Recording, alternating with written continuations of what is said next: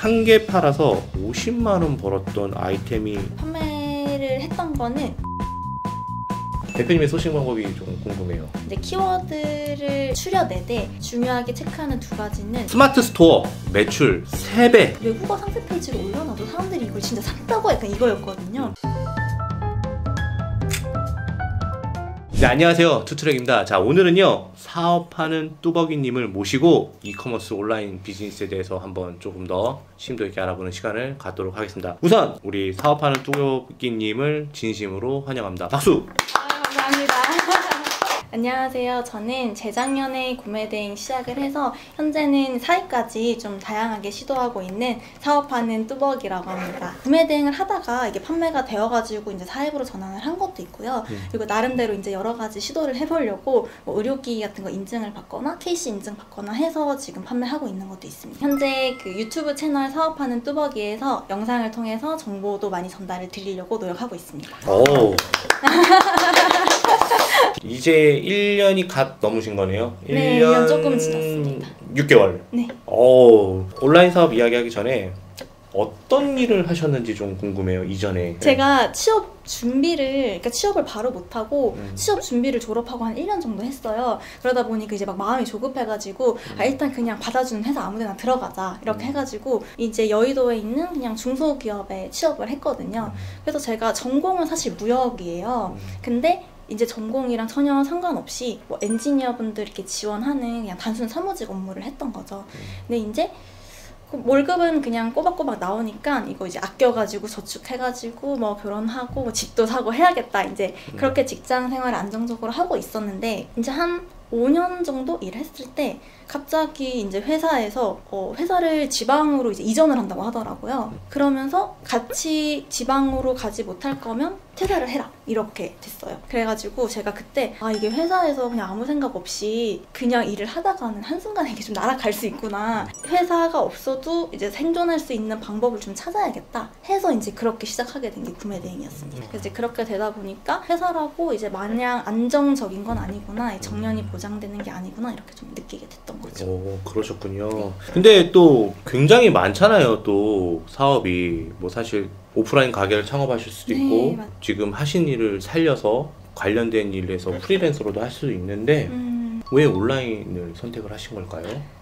저는 그때 이제 급하게 이직을 한 뒤에 이제 방법을 찾아야 되다 보니까 시간이나 뭐 장소 같은 것도 좀 제약이 있었고 제가 뭐 따로 엄청 뭐 모아놓은 돈이 있는 것도 아니었고 또 5년을 일하셨는데 5년을 일했지만 돈을 많이 모으지 못했습니다.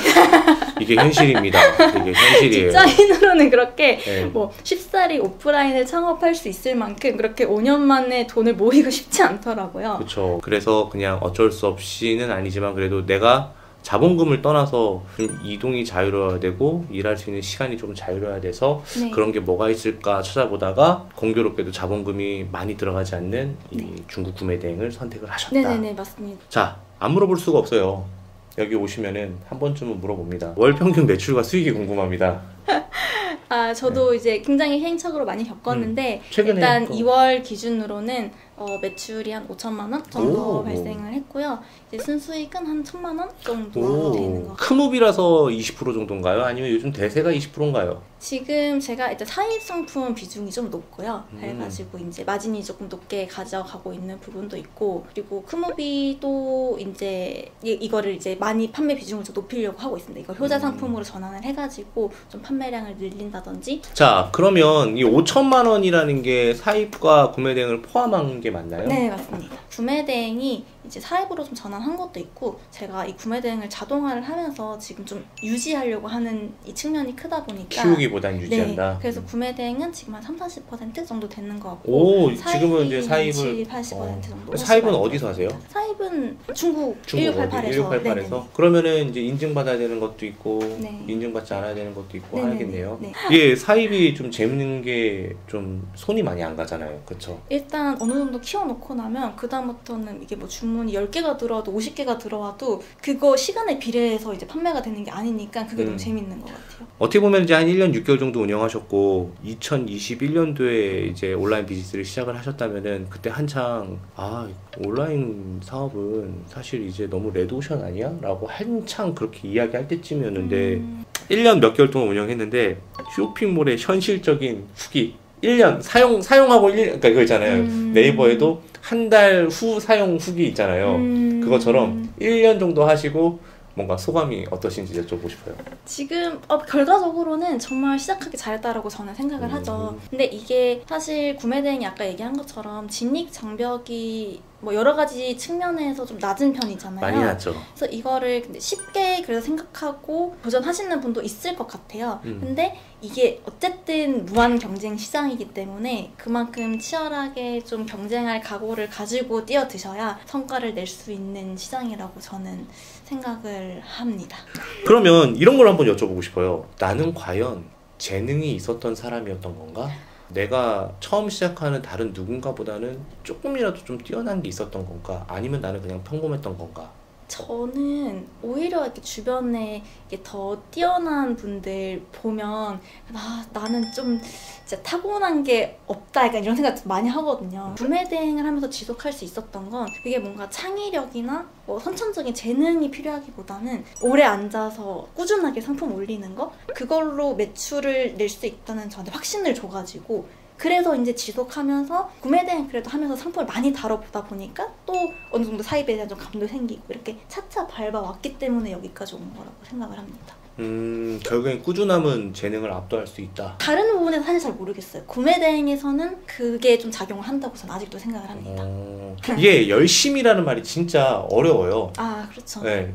저는 요즘 좀 다르게 얘기하고 있는데 어떻게 얘기하냐면은 열심이라고 하는 거는 열정이 있으면 열심히 할 수 있는데 열정은 감정이기 때문에 금방 사라질 수 있어요. 그래서 맞아요. 재미가 있었으면 좋겠어요.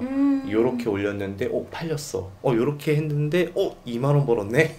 이런 게 이제 쌓이면서 조금씩 이제 성공을 하면서 그 성공에서 재미를 느끼면은 지금 뚜벅이님처럼 될 수 있지 않을까요? 네, 한번 생각해 봤습니다. 자, 그러면은 이제 본격적으로 좀 실무 이야기를 해보도록 하겠습니다. 뚜벅이님 유튜브에는 이런 이야기가 있었어요. 한 개 팔아서 50만 원 벌었던 아이템이 있다고 하셨어요. 네. 그 아이템이 뭐죠? 제가 판매를 했던 거는 이제 그 야외 정자라고 불리는 슈퍼 쿵우비 아니에요? 슈퍼 쿵우비?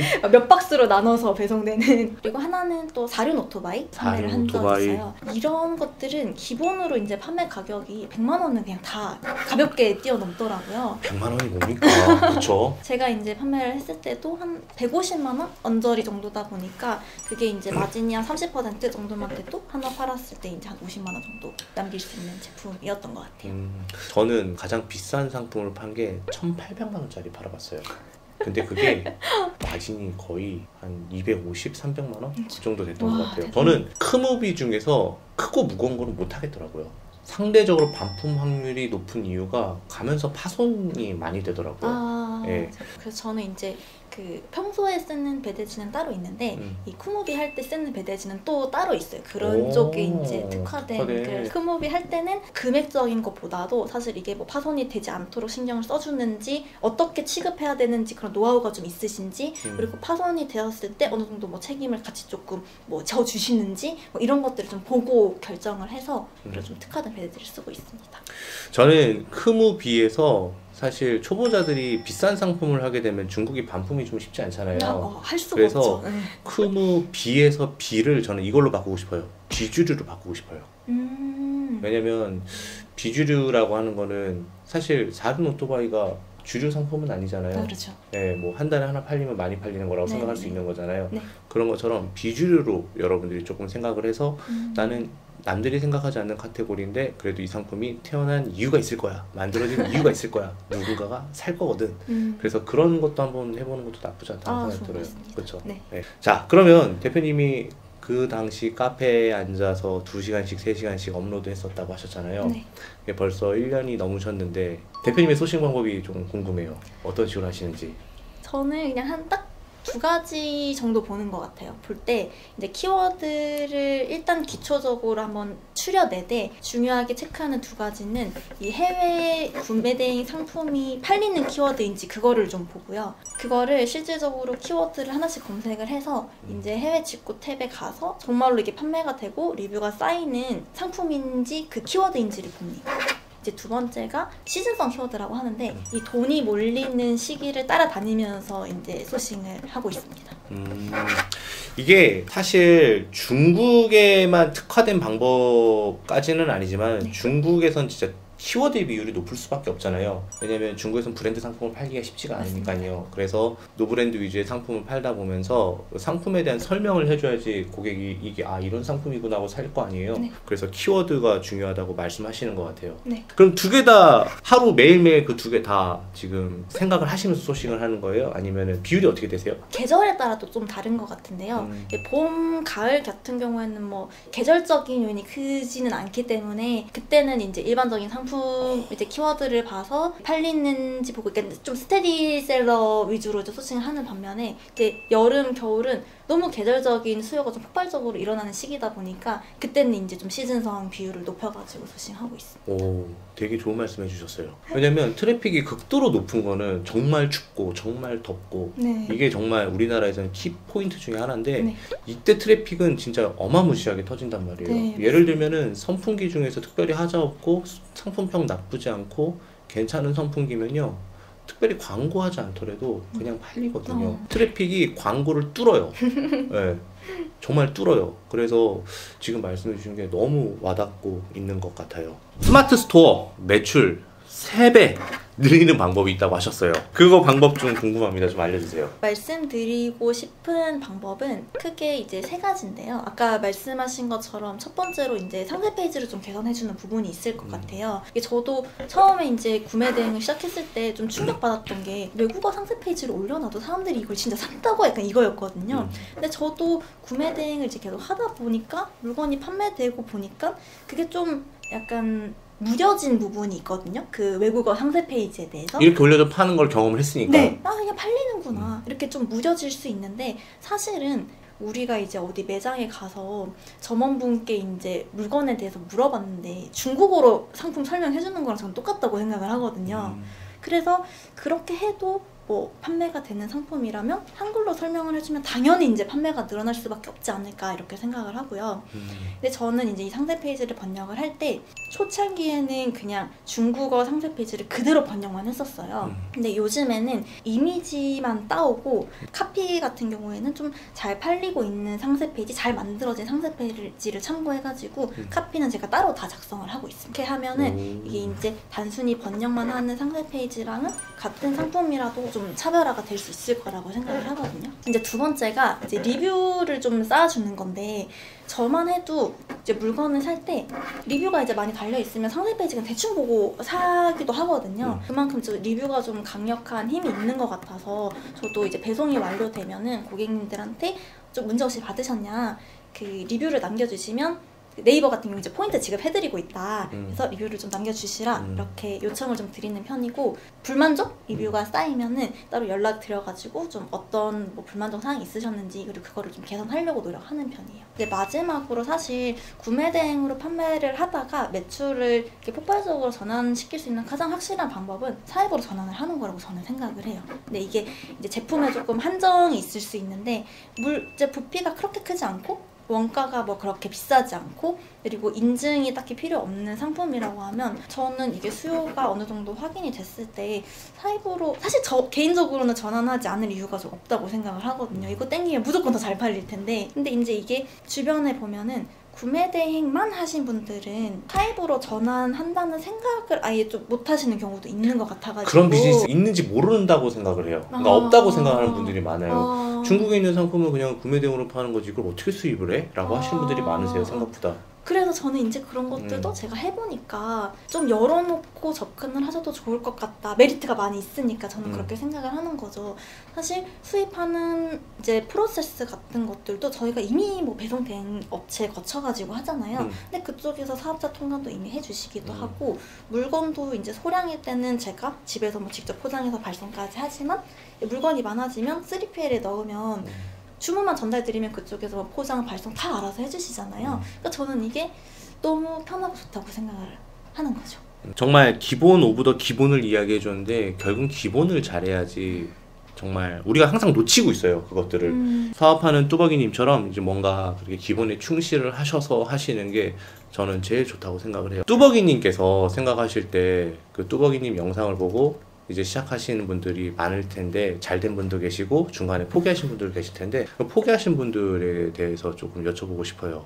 요즘에 특히 처음에 시작할 때는 마음이 뿜뿜했다가 이제 시작한 지 얼마 안 돼서 아 저는 이게 못할 것 같아요. 아 저하고 좀 안 맞는 것 같아요. 라고 하시는 분들이 어떤 부분 때문에 이렇게 이 사업에 대해서 돌아서는지. 제 생각에는 좀 크게 두 가지가 있지 않을까 싶은데, 첫 번째는 초보자분들이 들인 노력과 시간 대비 이 매출이 나오는 거를 되게 좀 조급하게 생각하시는 것 같아요. 뭐 얼마나 올렸는데 아직 매출이 안 나와요. 언제쯤 매출이 나올까요? 뭐 이런 댓글 주시는 분들 되게 많거든요. 그리고 지금 사실 매출을 많이 내고 계신 분들도 처음부터 그렇게 잘 되지 않았을 수도 있다고 저는 생각을 하거든요. 거의 안 됐을 거예요. 그래서 저는 특히 이제 뭐 반자동이나 대량 이제 구매 대행으로 시작하신 경우에는 이 매출로 목표를 설정을 하지 마시고 본인의 이런 좀 행동 목표 같은 거 있잖아요. 나는 하루에 몇 개씩 올리겠다. 한 달에 몇 개씩 올리겠다. 이거를 목표로 잡고 몇 달 동안은 거기에 집중하시는 게 빠르게 포기하지 않는 방법이라고 저는 생각을 하거든요. 오, 구체적인 숫자를 목표로 잡는 게 아니라 뭔가 질적 성장에 조금 초점을 맞췄으면 좋겠다. 네, 이런 그게 거네요. 되면 이제 그거는 이제 본인과의 싸움이니까 이 매출이라는 이 외부 요인에 따라서 뭐 포기하지도 않게 될 뿐더러 그게 따라오면 저는 당연히 그 매출 측면에서 성장은 또 따라올 수밖에 없다고 생각을 하거든요. 이게 뭐 빠르건 늦건. 이게 뭔가 문제점도 얘기해 주시고 해결점도 얘기해 주셨네요. 사실 해외 구매 대행도 처음 하는 사람한테는 아무리 쉽게 보여도 사업이에요. 어려워요. 그렇죠. 온라인 비즈니스도 똑같은 산업 중에 하나인 것에 들어간단 말이에요. 어쨌든 준비하는데 시간도 걸리고 처음 매출 일으키는데 시간이 걸리는데 지금 말씀하신 게 너무 와닿는 것 같아요. 이 일을 하시면서 분명히 또 힘든 점이 있었을 것 같아요. 지금 계속 혼자 하시다가 이제 직원도 고용하시고 하신 건데 되게 많이 힘드셨던 부분도 있었을 것 같아요. 그런 점들 어떤 게 가장 힘들었고 어떻게 극복하셨는지. 저도 이 회사 다니면서는 이게 B2B로밖에 이제 응대를 안 해봐가지고 처음에 이 고객을 직접 응대해야 되는 CS가 너무 힘들어서 그때 저도 그냥 때려칠까 약간 생각했던 적도 있긴 하거든요. 저 현피 뜨려고 그랬어요, 고객이랑 옛날에. 저도. 근데 이해는 가는 게 이게 뭐 오늘 주문했는데 내일 받았을 때 물건에 문제가 있는 게 아니라 나는 막 2주, 3주를 기다려서 물건을 받았는데 이게 막 잘못 배송됐거나 다 부셔져서 왔거나 하면 얼마나 짜증이 나시겠어요. 이해는 돼요. 이해는 돼요. 이해는 되는데 내가 해줄 수 있는 게 아무것도 없어. 왜냐면 내가 물건을 본 것도 아니고. 네. 예. 그러니까 고의성이 없는데 그분은 이제 화가 나시니까 그쵸. 이게 많이 뭐 화가 나죠. 받자마자 막 뭐 전화 통화를 하자마자 이렇게 막 쏟아내시잖아요. 그러면은 저도 이제 막 이런 거 처음 당하면은 막 머리가 멍해지고 심장이 두근두근거리고. 두근거리고 맞아요. 막 하루에 해야 될 일들도 막 못하게 되고 그냥 하루를 막 다 망쳐버리는 거예요. 제가 이제 이게 이제 몇 번 반복되고부터는 아예 반품 교환 매뉴얼을 그냥 만들었어요. 그러니까 뭔가 직원한테 주는 것처럼. 그리고 제가 직원인 것처럼 그 매뉴얼대로 처리를 했어요. 아, 좋은 방법인 것 같은데요. 나는 사장이 아니다. 난 직원이다. 이렇게 스스로 체면 걸면서 반품을 받아도 난 손해라는 게 없을 거다. 그래서 매뉴얼대로만 했어요. 그리고 지금은 이제 제가 주문 처리랑 CS까지 다 아르바이트 직원분께 넘긴 상태인데 이제 그 매뉴얼을 그대로 넘겨드려서 그대로 처리를 하고 계시죠. 아르바이트한테 오히려 차라리 넘기는 게 좀 나을 수도 있다는 생각이 좀 들어요. 맞아요. 어느 정도 수익이 나시는 상황에서는 저는 진짜 적극 권장을 드립니다. 뭐 업로드라든지 주문 처리 CS 같은 거는 넘기고 이제 본인이 다른 업무에 집중하시는 게 전 정말 좋다고 생각을 해요. 또 뭔가 회사 다닐 때랑은 좀 다르게 스스로 이 모든 거를 뭔가 판단하고 또 책임지고 성과를 내야 되는 거잖아요. 이게 모든 게 내 책임이다 보니까 거기서 오는 좀 스트레스, 압박감 이런 게 조금 힘든 것 같아요. 저는 지금 혼자 일하는 게 아니라 사무실을 하나 얻어가지고 온라인 사업하시는 대표님들이랑 같이 일을 하고 있거든요. 그래서 이 동료 대표님들한테 도움을 진짜 엄청 많이 받고 있어요. 문제 해결을 해야 해서 뭐 판단을 하나 할 때도 이렇게 집단 지성의 힘은 좀 다르잖아요. 여러 사람의 의견을 듣고 가장 좋은 선택을 하다 보니까 확실히 어떤 선택을 할 때 좀 불안감도 덜하고 좀 결과도 좋을 때가 많고 그렇더라고요. 초반에는 그렇게 뭐 부업이었으니까 하루 5시간, 6시간 정도 하셨다고 했는데 지금 그래도 어느 정도 매출이 나오고 아르바이트도 쓰고 계시고 하고 있는 이 시점에서 어느 정도 시간을 지금은 투자하고 계세요? 지금 할 게 신기하게 더 많아졌어요. 그때보다. 그래서 지금은 오전에는 제가 거의 아르바이트 직원분 한 거 이제 뭐 피드백 드리거나, 오후에는 제가 이제 뭐 사입상품 키우고 있는 것들 정말 할 게 많더라고요. 상세 페이지도 관리해줘야 되고, 또 막 리뷰 관리도 해야 되고, 또 막 광고도 집행해야 되고, 너무 할 게 많아가지고 오히려 근무 시간은 훨씬 더 길어진 것 같아요. 지금도 사실 저는 전업으로 할 때도 거의 한 12시간 하루에 그 정도 가까이 일을 하고 있고. 요즘에도요? 네네네. 그리고 사실 부업으로 시작을 했을 때도 말씀드린 것처럼 뭐 레드오션이라고 하면 남들보다 어쨌든 조금 더 열심히 해야 성과를 낼 수 있는 거잖아요. 예. 그래서 부업으로 했을 때도 전 퇴근하면 거의 한 7시 정도부터 바로 이제 카페 가가지고 막 2시간 소싱하고 3시간 업로드하고 12시 넘어서 집에 오고 막 이런 생활을 반복을 했던 것 같아요. 근데 저는 그 당시 이제 부업으로 그걸 그렇게 열심히 했던 이유가 회사를 탈출하고 싶다는 되게 강렬한 동기가 있었어요. 그러면 뚜벅이님께서는 부업으로 몇 개월 정도 하시면서 퇴사를 하셨고, 퇴사할 시점에는 매출액이 얼마 정도 됐었나요? 제가 운이 좀 좋았는지 모르겠는데 처음 시작했을 때 이미 그 겨울 시즌 상품을 좀 잘 만나가지고 그때 한 280만 원 정도? 그게 이미 제 이제 월급에 준하는 금액이 나왔어요. 아, 순이익이? 네. 그리고 나서 이제 한 셋째 달쯤 됐을 때 한 500만 원 정도 나왔었던 것 같은데. 지금 말씀하신 게 순이익인 거죠? 네네, 맞습니다. 그러면은 금방 그만두셨겠네요? 네, 그래서 그 딱 한 500만 원 정도 찍고 한 3개월 차 정도 됐을 때 퇴사한다고 말씀드렸던 것 같아요. 뭔가 내 월급하고 비슷해졌을 때는 아씨 다음 달에 떨어지면 어떡하지? 완전 맞아요. 불안 맞죠? 또 시즌 상품이라 더 그랬던 것 같아요. 근데 경험은 또 남잖아요. 아, 그럼요. 네, 또 등가 교환이라고 한다면 저는 그 정도는 가치가 있는 일이 아닌가라는 생각을 하게 되었습니다.